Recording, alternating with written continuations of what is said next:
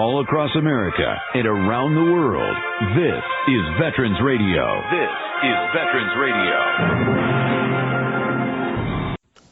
Welcome to Veterans Radio. I am Jim Fausone. I'm the officer of the deck today. We've got some great programs for you. I think you'll find very interesting. We always want to remind you can find more about Veterans Radio at its Facebook site or by going to veteransradio.net, where we're on the web 24/7. You can find a lot of our podcasts there as well. We post new ones every Tuesday, so you can get a new story, a new interview, something you didn't know before by going to veteransradio.net. And before we get started, we want to thank our sponsors. First up, we want to thank National Veteran Business Development Council, nvbdc.org.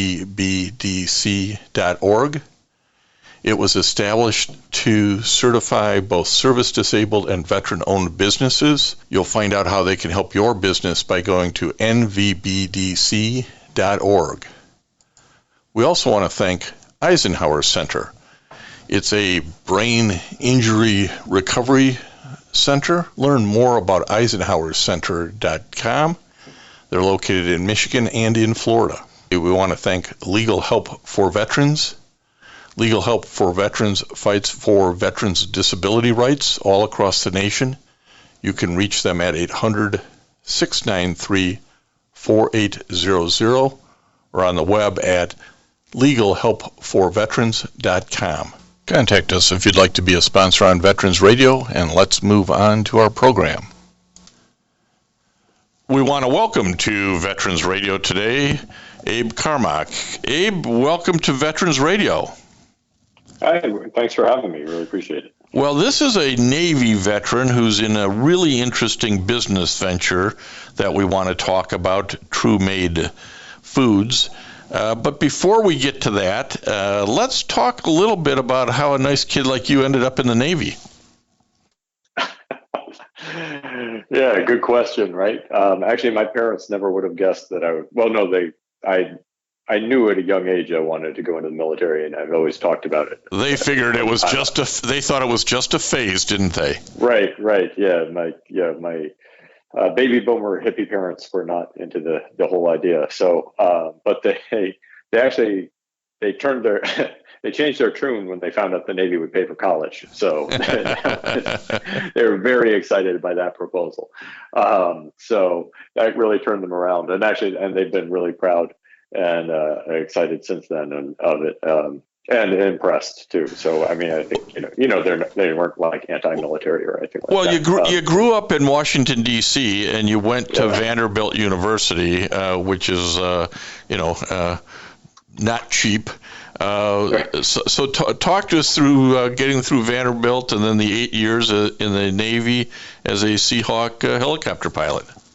Yeah, well, I mean, I split my time growing up. I was born in D.C. and when I was 10, we moved to Brooklyn, New York, and then we lived in Brooklyn in the 80s and early 90s until I was 16 in 1993, and then we moved back to Bethesda, Maryland, which was really nice, quite a change for me. And I finished public school in Maryland, and then got my.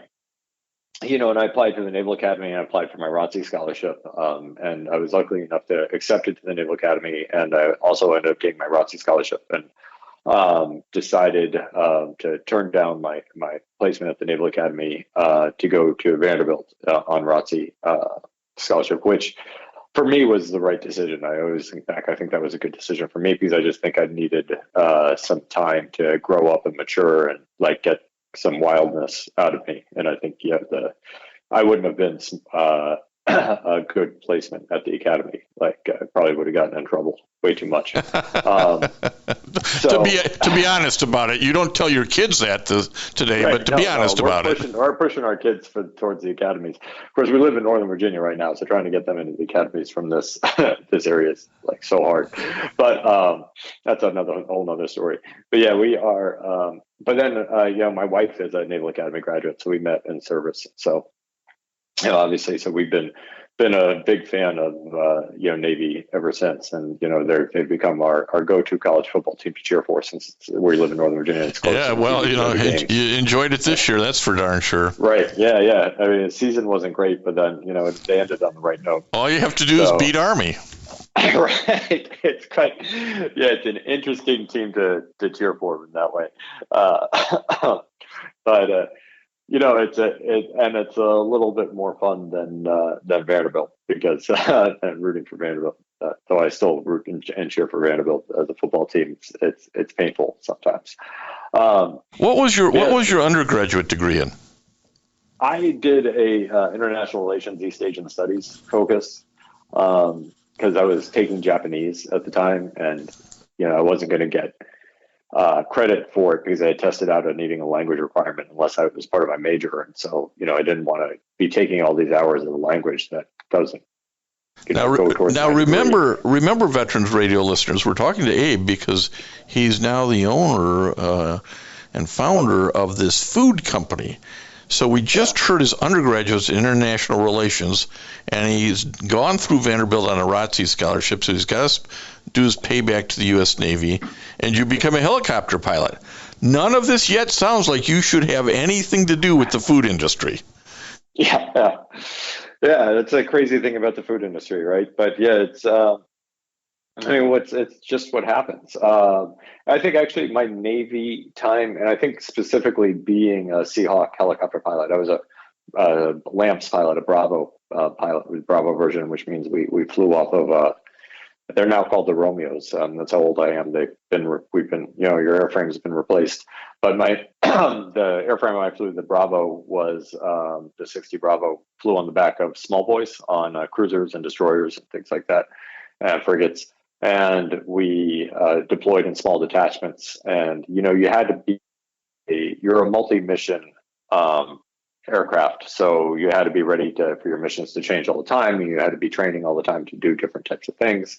And that's a lot about entrepreneurship, because you have to kind of be a jack of, when you're the founder, you have to be a jack of all trades and a master of none.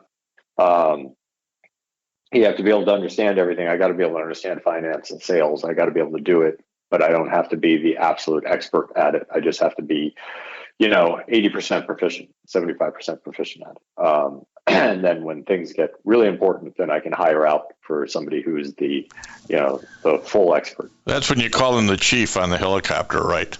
Exactly. That's it. Yeah, it's when you call in the maintenance chief and be like, hey, I have no idea what's going on with this. You got to fix this.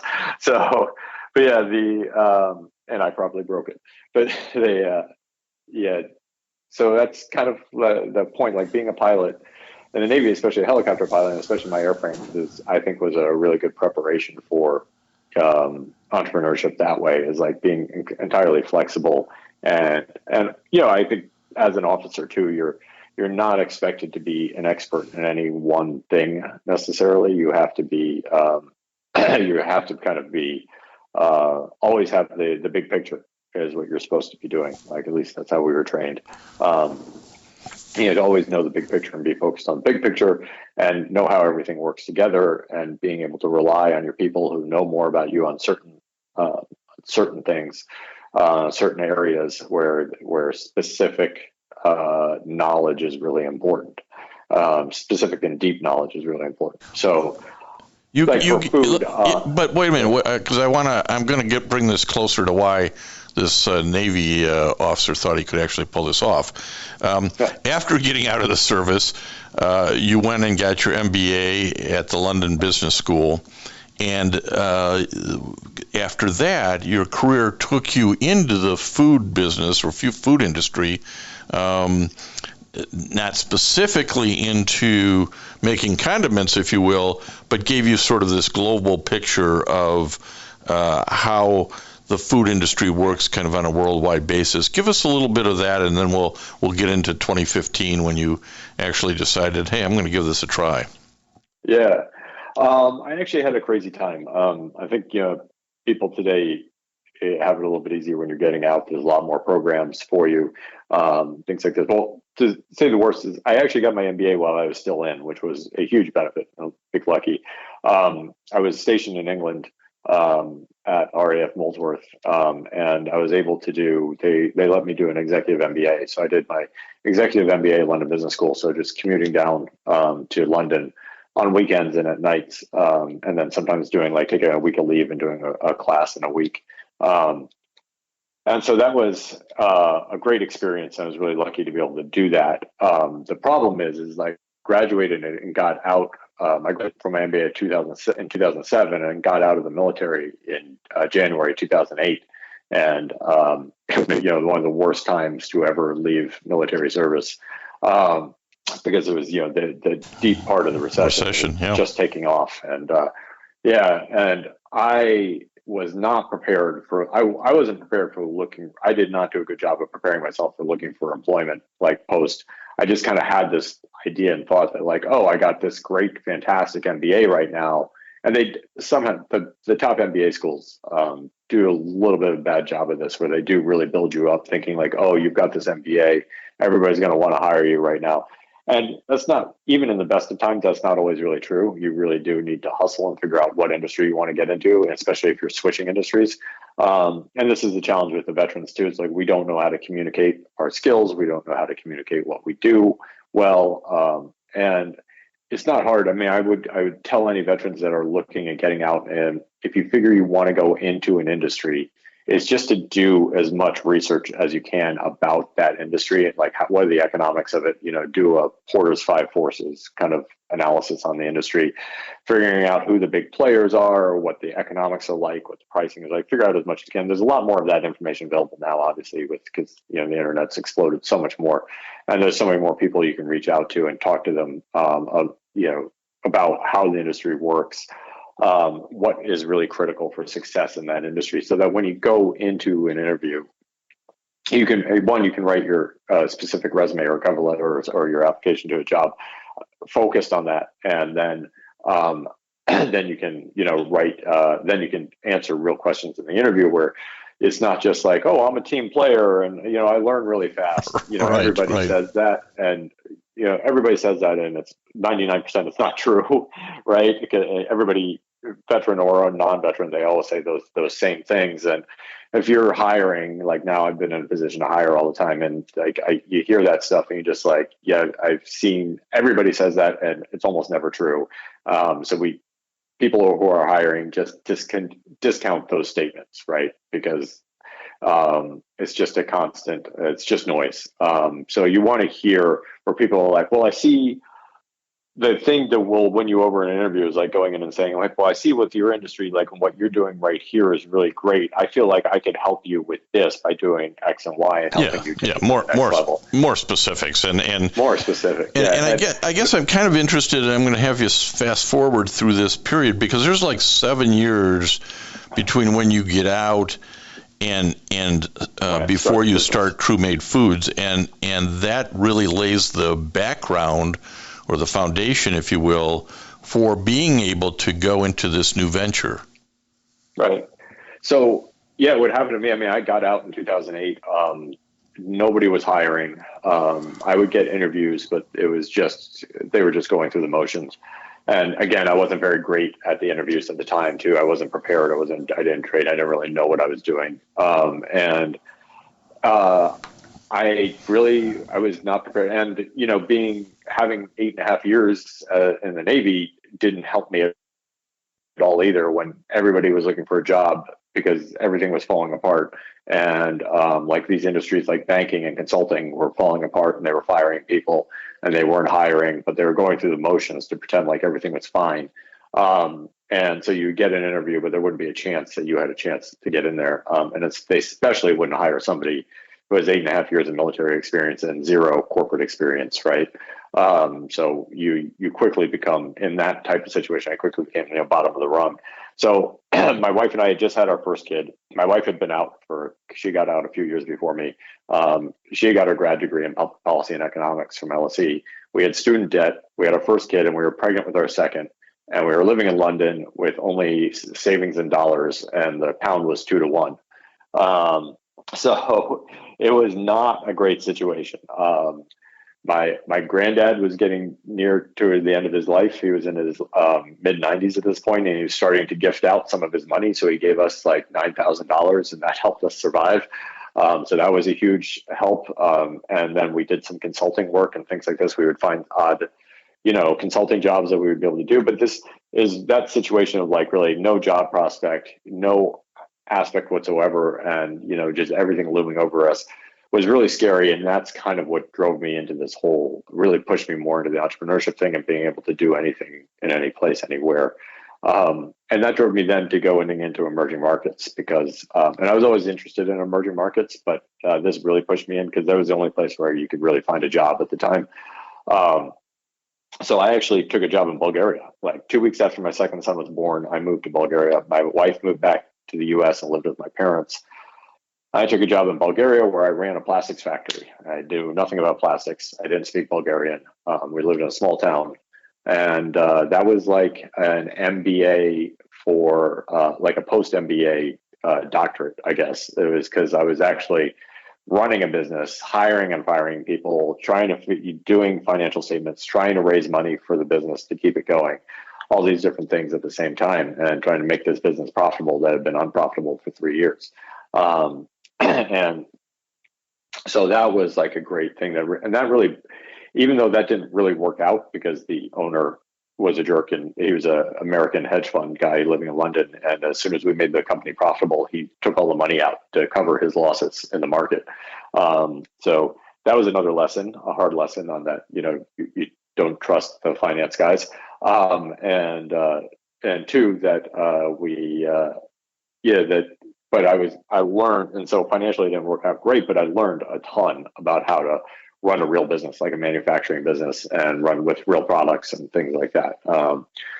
And have a. And it's a lot different. It's a lot different running a real business as compared to the consulting into somebody else's business. So I can imagine how much additional sort of not only stress but things that you learn when you're feet in the factory floor. But I would encourage anybody and everybody to try, if you really want to get into business, is really to be in that type of situation where you're dealing with real products and real sales and real real working capital constraints. When in business school and pre-2008, like the consultants like McKinsey were like deified almost. And one of my good friends from Vanderbilt, who was also ROTC, he was a year ahead of me, and he was a surface warfare officer, and he had gone to London first. And he was the one, he got his MBA before me, he did his executive, and he is the one who convinced me actually when I moved there to do the executive MBA at London Business School as well. But he got out in 2005, and when the market was peaking, and he did a really good job of making sure, figuring out what he wanted to do, and he got hired by McKinsey. While I was running the Bulgarian factory, I went back to London to meet with the owners, and I stayed with him. And he'd been working for McKinsey for 3 years by that point. And we compared the stuff that we were doing, and the stuff I just knew so much more just by running a factory for 4 months than he did for being a consultant for 3 years. Yeah, absolutely. The knowledge gap was huge. And the tools, we were scrappy. At the time we were using Google Mail for our email, which was free, and using all these Google Office things now, which is something that almost everybody does. At the time it was free. It was an amazing thing. And McKinsey was still using Lotus Notes for their email. It was the lack of innovation at this huge company that was supposed to be this leader in business was shocking. So it just goes to show really the scrappy, the small guys really do know a lot more, and you learn a lot more in those situations if you come in it with the right attitude. Let me jump off on something, because you just used the word innovative and scrappy and small. And whenever you start a new venture, and we're talking to the founder of True Made Foods, which is a unique condiment company that Navy veteran Abe Kamarck founded, you have to be scrappy because you are small, and you have to be innovative. And really what you tackled was this problem in condiments, which is they're just loaded with sugar. And right. You said, hey, we can do something different in this space But again, it's sort of like, who are you to think you could actually pull this off? Right. I mean, it's and really, if you look at the rational side of it, like nobody should ever try to do something like this ever. Like entrepreneurship and starting a new product is extremely hard. So like for us, I looked at ketchup. I always knew that ketchup was terrible for you. It is. If you've never looked at the nutritional value of ketchup, like it's awful. It's loaded with sugar. It's 2/3 sugar. There's a 1/4 pound of refined sugar or corn syrup in every single bottle of ketchup, and a 20-ounce bottle of ketchup, and a standard ketchup, Heinz or private label, or even the organic ketchups. The organic ketchups have just as much sugar as regular ketchup. It's just organic sugar. So it's really, and that was something that really upset me because I just knew it was not better for you, right? From a health standpoint, from a metabolic standpoint, it's not better for you. Maybe better for the environment because it's organic, but it's not better for you because of the sugar is still terrible, still destroying your hormone balance. And so it was something that I didn't want my kids to eat because ketchup is basically red corn syrup. It's got more sugar per ounce than ice cream. About 20-ounce bottle with a 1/4 pound of sugar in it. That's the same amount of sugar that's in a dozen Krispy Kreme donuts. So if your family's going through a bottle of ketchup a month, they're eating a dozen Krispy Kreme donuts a month. Like that's extra in their diet that you don't know that they're getting. And that's the big problem with the standard American diet in general is like the amount of sugar that's just hidden everywhere. So people might think, oh, well, I only use a little bit of ketchup here and there. But the problem is you're using a little bit of everything here and there, and everything has sugar in it. So we need to try to cut out as much as we can and replace it with real foods. And so I was battling with my kids over ketchup because I got 4 kids, and they're great eaters and stuff like that. But of course, there's always problems with one thing or another, and ketchup was one of those things. I couldn't get them to stop eating ketchup. Well, that's how you solved eating something you didn't like, is you put a bunch of ketchup on it, and ketchup on it. Right? You can eat broccoli now. Yeah, because you're pouring sugar on it, basically. And then, and every parent has had this problem where like the kid won't eat the food, but then if you let them pour ketchup on it, they'll eat it, and so you're in this like paradox, this conundrum where it's like you want them to eat the food, you don't really want them to pour this sugary ketchup all over it, but you need them to eat their dinner. So I thought there'd probably be a lot of parents out there like me. At the time, we had just moved back to the U.S. and I was working for a charity that wanted me to launch coffee products for them. So I was getting into food, learning more about food by doing this coffee product. I was seeing what was happening in food and how there was a shift. The millennials were coming of age. At the time they're becoming in their mid to late 20s, and people were they were demanding better food and reading more labels. And so I thought, this is the time. This is a great time. The market is shifting.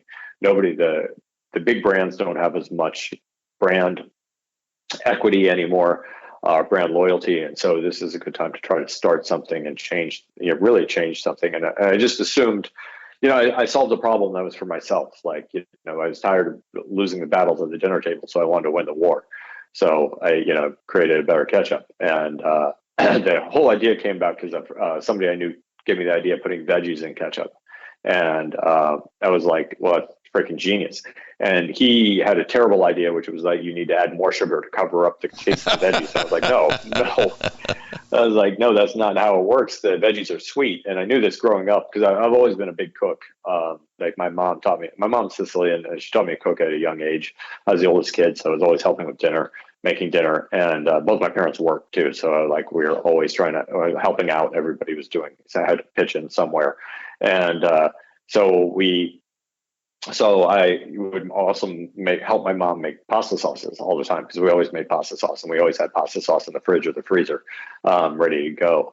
And my mom always said that only lazy Italians use sugar. That it's a crutch. It's something you do if you don't have enough time or you're too lazy to cook it the right way. And the right way was to cook it with carrots. And my mom would be like, my Sicilian ancestors had carrots growing in their garden that they used in all their sauces. They didn't have sugar because it was too expensive. You didn't have access to it, right? It was a refined industrial product, which before the World War II was much less available. So it just made so much sense to me. And it kind of applies to a lot of different foods. whether of all ethnicities and nationalities. Let me ask you a question here, though. Americanized. Abe, let me ask you a question here, though. Because it's one thing to say, yep, I got to get the sugar out, and B, I know how to do it because I've got this Sicilian mother who showed me a few secrets with vegetables. But how long did it take to experiment from that, if you will, the first kitchen attempt to actually having a product that could go out to retail sales? This isn't an overnight success, I don't think. No, it's definitely not. I mean, we've been doing this for 7 years, and we're still kind of very small and growing fast. So, it takes 10 years to be an overnight success typically. So, exactly. Unless you've got you just hit some lightning in the bottle just randomly by magic. But and to be fair, everybody needs to know this. Like, we have a big problem in our society where we deify people who look like they have these overnight successes and things like this. And a lot of time there's a lot more story behind that, especially the ones who scaled up really fast. Like, there's, a lot of the ones in the food industry, big successes that happened really fast. They had a lot of money to start with, or they came from a family that had not only money, but had connections in the food industry, right? And owned a co-packing facility or something like that. And, that's not taking anything away from them from their success, because they built great products and did very well. But, those success stories are not repeatable for the average person, right? Yeah, that's why I think it's so important to say, this overnight success baloney, I had a lot of recipes that didn't work. And at some point you realize, you can't build a business on ketchup. And you went to its natural sister, which was mustard, and then went to barbecue sauce, which is all sort of interrelated condiments with the same problem. They had too much sugar in it, and you've been able to come up with recipes and approaches that take that sugar out. I want to tell folks that they can find True-Made Foods and these condiments in major supermarkets like Whole Foods and Walmart and Kroger and Sprouts, which is, again, huge success to break into those markets. But it's not just right. We have a nutritional problem in this country, not just sugar, but also sodium. Can you talk a little bit about the products and what the best ones are in terms of sales, what people seem to like, and also maybe about the sodium issue? Yeah, so we've got the no sugar ketchup, which is our main product now. We launched initially with a low sugar ketchup, which we're phasing out. We're just focusing on the no sugar. We launched the no sugar ketchup in 2018. So it's kind of one of those things from an entrepreneurship standpoint where you start with something that you think is good enough. So we thought lower sugar is better than full sugar. We should go with that. And then we finally were able to develop a no sugar project that we launched in 2018. It really hit the market in 2019, and that's really in 2020 is really when we saw some growth from it. So that's kind of that testing and figuring out and getting the right product out thing. So now the no sugar ketchup is by far our biggest product by far, and it does really well. We also have 6 barbecue sauces. I wanted to get into barbecue sauce. Barbecue is a natural movement. Typically, most barbecue sauces a lot of them are tomato based. So they have a similar, ingredient and cooking style as ketchup. And so it was a natural movement into barbecue. And, I wanted to really disrupt barbecue because I thought I love barbecue, wanted to do something better with it. And we went into barbecue sauce. And so I partnered with Ed Mitchell and his son, Ryan. Ed's also a veteran. He's a Vietnam veteran. And he's a legendary pitmaster out of Wilson, North Carolina, who is he's the kind of pitmaster who was the real legend before there were barbecue circuits, and the kind of guy who got famous before there were barbecue competitions. And he's famous because his family has been doing it a certain way for hundreds of years. None of this weird self-taught thing with hacks and shooting it up with injections, the meat up with injections or anything like that. This is like the real deal. This is like how you cooked for 100 years in Wilson, North Carolina. So it was a natural, great fit for us to partner together, and they've been huge partners in that. So we've got these great 6 barbecue sauces. One of them is a low sugar product, our Kansas City style, and the rest of them are all no sugar. all the other the SKUs. And yeah, we do try to reduce the sodium. We don't claim reduce sodium or low sodium because number one, we think sugar is the number one enemy out there in the standard American diet, and that's our focus. And number two, we're all about the veggies and adding extra veggies for the natural sweetness and nutrition enhancement to the product. So there's only so many claims you can really own. And three, like, we do have to have salt and sodium in the product because you got to make it taste good at some level. And we are a flavor first product too. We want to be we want to say that our products can compete with conventional products, but we do try to maintain a lower sodium level, and we're typically about 25% lower than conventional products from a sodium level. Yeah, somebody who has to read labels for sodium, it is lower sodium by a lot. So if you're looking to get the sugar out and you're looking also not to just trade it off for way too much sodium, I'd tell you to take a look at True Made Foods. Hey, Abe, tell folks where, if they're not near one of these stores that I mentioned earlier, or maybe they're not stocked up the way they want with all the products, tell folks where they can find out more about this and maybe order up. Yeah, we've got an awesome website. You go truemadefoods.com. If you just Google True Made Foods, you'll find us. And we've got you can buy 3 packs or 6 packs of any product, or you can buy our variety packs. We have a number of different combination packs you can get with different sauces to try everything out and see what you like. It's so truemadefoods.com. We do sell a few items on Amazon.